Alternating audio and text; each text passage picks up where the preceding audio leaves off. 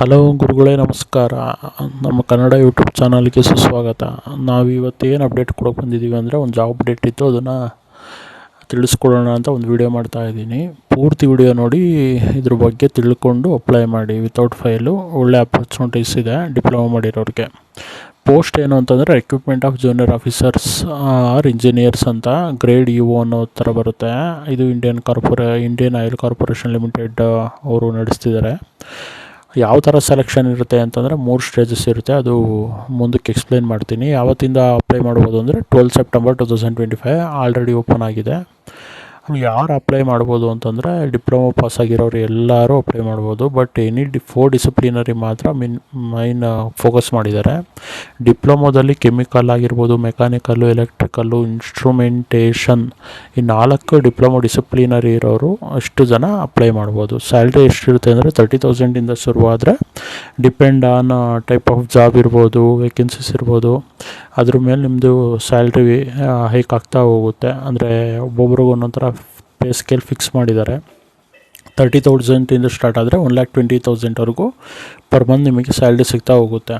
Minimum qualification ಏನು ಅಂತಂದರೆ ಎಲ್ಲರೂ ಡಿಪ್ಲೊಮಾ ಮಾಡಿರಬೇಕು, ನಾಟ್ ಲೆಸ್ ದ್ಯಾನ್ 65% ಮಾರ್ಕ್ಸ್ ತೊಗೊಂಡಿರಬೇಕು. ಇನ್ ಕೇಸ್ ಆಫ್ ಜನರಲ್ ಇರ್ಬೋದು, EWS ಇರ್ಬೋದು, OBC, NC ಎಲ್ಲ ಅಷ್ಟು ಜನಕ್ಕೆ 65% ಮಿನಿಮಮ್ ಬಂದಿರಬೇಕು. ಅದ್ರ ಮೇಲೆ ಎಷ್ಟು ಬಂದಿದ್ರು ತೊಂದರೆ ಇಲ್ಲ, ಬಟ್ ಕಮ್ಮಿ ಬಂದಿರಬಾರ್ದು.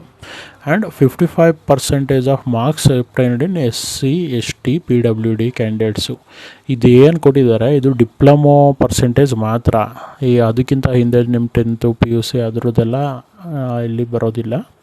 ಡಿಪ್ಲೊಮೊ ಡಿಸಿಪ್ಲಿನಲ್ಲಿ ಇಷ್ಟು ತೊಗೊಂಡಿರಬೇಕು ಅಂತ ಮಿನಿಮಮ್ ಎಲಿಜಿಬಿಲಿಟಿ ಕ್ರೈಟೀರಿಯಾ ಇದೆ. ಮತ್ತು ಡೊಮೈನ್ ಸ್ಪೆಸಿಫಿಕ್ CBT ಇರುತ್ತೆ. ಅಂದರೆ ಆ ಪರ್ಟಿಕ್ಯುಲರ್ ಡೊಮೈನಿಗೆ ಸೆಟ್ ಆಫ್ ಆಗೋ ಥರ ಎಕ್ಸಾಮ್ಸ್ಗಳು ಮಾಡ್ತಾರೆ. ಎಲಿಜಿಬಿಲಿಟಿ ಅಂದರೆ ನೀವು ಆಮೇಲೆ ಓದ್ಕೊಳ್ಳಿ, ಇದರಲ್ಲೇ ಸುಮಾರಿದೆ. ಮೇಯ್ನ್ ಏನಂದರೆ ಕೆಮಿಕಲ್ಲು, ಮೆಕ್ಯಾನಿಕಲ್ಲು, ಎಲೆಕ್ಟ್ರಿಕಲ್ಲು, ಇನ್ಸ್ಟ್ರುಮೆಂಟೇಷನ್ ಅಂತ. ನಾನು ಆಮೇಲೆ ಡಿಸ್ಕ್ರಿಪ್ಷನ್ನಲ್ಲಿ ಒಂದು ಲಿಂಕ್ ಹಾಕಿರ್ತೀನಿ, ಅದರಿಂದ ಸರ್ಚ್ ಮಾಡಿ ಇದೆಲ್ಲ ಫುಲ್ ಗೋತ್ರೂ ಮಾಡಿ. ಈಗ ಮಿನಿಮಮ್ ಏನೇನು ಬೇಕೋ ಮಿನಿಮಮ್ ಹೇಳ್ಕೊಡೋಗ್ತೀನಿ ಡೀಟೇಲ್ಸು. ಬಟ್ ಇನ್ ಡೀಟೇಲಾಗಿ ನೀವು ಹೋದರೆ ನಿಮಗೆ ಐಡಿಯಾ ಗೊತ್ತಾಗುತ್ತೆ. ಏಜ್ ಲಿಮಿಟ್ಟು ಇದೆ, ಅದನ್ನು ಓದ್ಕೊಂಡೋಗಿ. ಅದು ಇನ್ನೂ ಈಸಿ ನಿಮಗೆ, ಅದರಲ್ಲೇ ಓದಿದ್ರೆ ಗೊತ್ತಾಗ್ಬಿಡುತ್ತೆ. ಮತ್ತು ಯಾವಾಗಿಂದ ಸ್ಟಾರ್ಟ್ ಆಗಿದೆ ಅಂದರೆ 12/9/2025 ಇನ್ ಡೇಟ್ ಏನಂದರೆ 28/9/2025 ಟಿಲ್ 7:00 hours ಅಂತಂದರೆ ಟಿಲ್ 5 PM ಅವತ್ತು ನಿಮಗೆ ಆನ್ಲೈನ್ ಅಪ್ಲಿಕೇಶನ್ ಆಗ್ಬೋದು.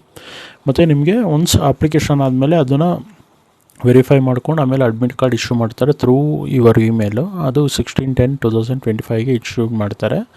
ಮತ್ತು ಕಂಪ್ಯೂಟರ್ ಬೇಸ್ಡ್ ಟೆಸ್ಟ್ ಯಾವತ್ತಿರುತ್ತೆ ಅಂದರೆ 31/10/2025 ಇರುತ್ತೆ.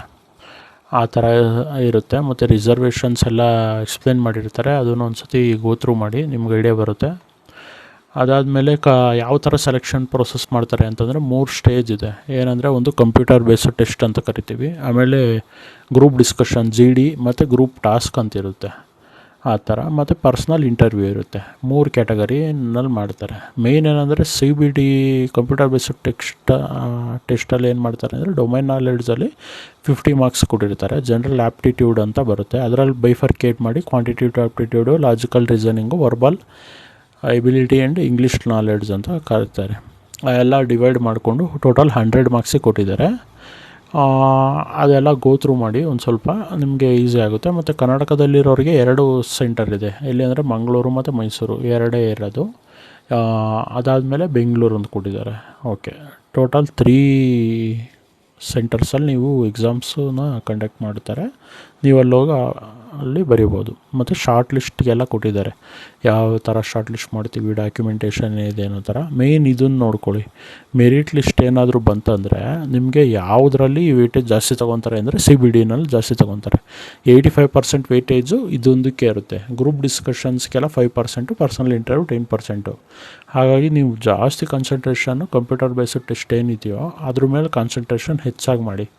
ಆಗ ನಿಮಗೆ ಕೆಲಸ ಸಿಗೋ ಚಾನ್ಸಸ್ ಜಾಸ್ತಿ ಇರುತ್ತೆ. ಮತ್ತು ಅಪ್ಲಿಕೇಶನ್ನಿಗೆ ಹೇಗೆ ಹಾಕಬೇಕು, ಎಷ್ಟೆಷ್ಟು ಎಮ್ ಬಿ ಇರಬೇಕು, ಆ ಥರ ಎಲ್ಲ ಇಲ್ಲಿ ಡೀಟೇಲ್ ಥ್ರೂ ಕೊಟ್ಟಿದ್ದಾರೆ. ಅದನ್ನು ಒಂದು ಸತಿ ರೀಡ್ ಮಾಡ್ಕೊಳ್ಳಿ. ಎಲ್ಲ ಹೇಳ್ತಾ ಹೋದರೆ ನಿಮಗೆ ವೀಡಿಯೋ ಲೆಂತು ಜಾಸ್ತಿ ಆಗುತ್ತೆ ಮತ್ತು ಇಂಟ್ರೆಸ್ಟು ಹೋಗ್ಬಿಡುತ್ತೆ. ನೀವು ಒಂದು ಸತಿ ಅಪ್ಲೈ ಮಾಡಬೇಕಾದ್ರೆ ಗೋತ್ರೂ ಮಾಡಿದ್ರೆ ನಿಮ್ಗೆ ಇನ್ ಡೀಟೇಲಾಗಿ ಗೊತ್ತಾಗುತ್ತೆ. ಇನ್ ಕೇಸ್ ಏನಾದರೂ ಅಪ್ಲೈ ಮಾಡೋದು ಹೇಗೆ ಅನ್ನೋ ಥರ ಏನಾದರೂ ಗೊತ್ತಿಲ್ಲ, ನಾನು ಅದನ್ನು ಸ್ಟೆಪ್ ಬೈ ಸ್ಟೆಪ್ ಹೇಳ್ಕೊಡ್ಬೇಕು ಅಂತಂದರೆ ನನಗೆ ಕಾಮೆಂಟ್ ಮಾಡಿ, ನಾನು ಸಪ್ರೇಟ್ ಒಂದು ವೀಡಿಯೋ ಮಾಡಿ ಹಾಕ್ತೀನಿ. ಇಷ್ಟು ಇವತ್ತಿಂದು ಫಸ್ಟ್ನೇ ಜಾಬ್ ಅಪ್ಡೇಟು. ಆಮೇಲೆ ರೆಗ್ಯುಲರಾಗಿ ಆಗ್ತಾ ಹೋಗ್ತೀವಿ. ನಾವು ಈಗ ಹೊಸ ಚಾನಲ್ಲು, ನಮಗೆ ಸಪೋರ್ಟ್ ಮಾಡಿ. ಡಿಸ್ಕ್ರಿಪ್ಷನಲ್ಲಿ ಫುಲ್ ಲಿಂಕ್ ಹಾಕಿರ್ತೀನಿ ಇದ್ರದ್ದು. ಹೋಗಿ ಗೋತ್ರೂ ಮಾಡಿ ಒಂದು ಸತಿ ಓದ್ಕೊಂಡು ಅಪ್ಲೈ ಮಾಡಿ, ಮತ್ತೆ ಬಿಡಬೇಡಿ. ಇದು 6 ಮಂತ್ಸ್ ಒಂದು ಸತಿನೋ ಟ್ವೈಸೋ ಆ ಥರ ಕಾಲ್ ಮಾಡ್ತಿರ್ತಾರೆ. ಬಟ್ ಈ ಡಿಪ್ಲೊಮೋದವ್ರಿಗೆ ಒಳ್ಳೆ ಆಪರ್ಚುನಿಟೀಸ್ ಇದೆ ಈಗಿನ ಇದರಲ್ಲಿ. ನೋಡಿ, ಪೋಸ್ಟು ಚೆನ್ನಾಗಿದೆ, ಹಾಗಾಗಿ ಅಪ್ಲೈ ಮಾಡಿ, ಮಿಸ್ ಮಾಡ್ಕೊಬಿಡಿ. ಬೇಗ ಅಪ್ಲೈ ಮಾಡಿ, ಬೇಗ ಜಾಬ್ ತೊಗೊಳ್ಳಿ. All the best. ನಮ್ಮ ಚಾನಲ್ನ ಸಪೋರ್ಟ್ ಮಾಡಿ. ಹೀಗೆ ಜಾಬ್ ಅಪ್ಡೇಟ್ಸ್ ಇರ್ಬೋದು, ಫುಡ್ ರಿವ್ಯೂಸು ಆಗಿರಲಿ, ಟೆಂಪಲ್ ವಿಸಿಟ್ಸ್ ಇರ್ಬೋದು, ಸುಮಾರು ಎಲ್ಲ ಥರದ್ದು ವೀಡಿಯೋ ಹಾಕ್ತೀವಿ. ಹೀಗೆ ಸಬ್ಸ್ಕ್ರೈಬ್ ಮಾಡಿಕೊಂಡು ಫಾಲೋ ಮಾಡಿ, ಸಪೋರ್ಟ್ ಮಾಡಿ. ಯೂಟ್ಯೂಬಲ್ಲಿ ಸಬ್ಸ್ಕ್ರೈಬ್ ಮಾಡಿ, ಇನ್ಸ್ಟಾದಲ್ಲಿ ಫಾಲೋ ಮಾಡಿ. ಹೀಗೆ ಸಬ್ಸ್ಕ್ರೈಬ್ ಮಾಡಿ, ಸಪೋರ್ಟ್ ಮಾಡಿ.